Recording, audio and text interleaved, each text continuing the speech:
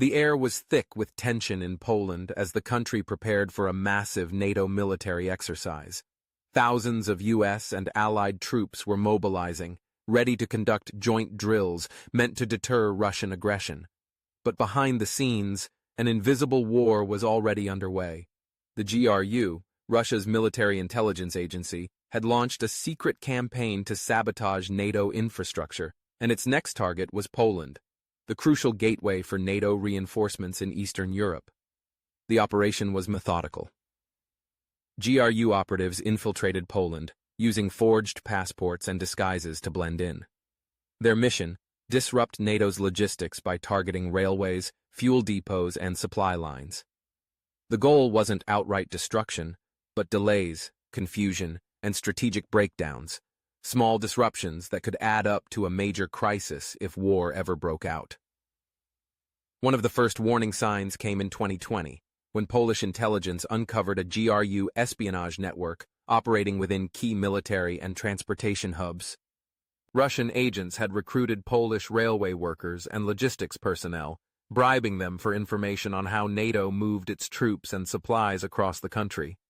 In some cases, these insiders were ordered to intentionally slow down train movements, causing unexpected delays in military shipments. But the GRU wasn't just collecting intelligence. Soon after, a series of unexplained infrastructure failures began plaguing Poland. Railway signal systems malfunctioned at critical junctions, delaying NATO troop movements. A fuel storage facility in northern Poland caught fire under suspicious circumstances, temporarily halting fuel supplies for military convoys. Polish authorities initially suspected accidents, but intelligence reports pointed to Russian sabotage operations.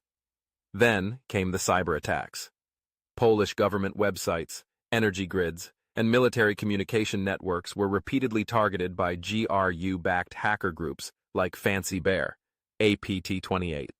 These attacks weren't meant to destroy, but to test Poland's defenses, map out vulnerabilities, and disrupt NATO's command and control systems. In several instances, fake emergency messages were sent to civilians, spreading panic and confusion, a psychological warfare tactic designed to weaken trust in the government. One of the boldest GRU operations involved drones flying dangerously close to Polish military bases. The small, unmarked UAVs were spotted conducting surveillance over NATO logistics centers, mapping out supply routes and weapons stockpiles. Polish counterintelligence suspected these drones were being controlled by GRU operatives embedded within Russian diplomatic missions, using embassy facilities as safe houses for covert operations. The situation escalated when Polish authorities arrested a group of Russian-linked operatives accused of planning physical sabotage against military rail shipments. They had been caught placing metal objects on train tracks in an attempt to derail a military convoy carrying NATO armored vehicles.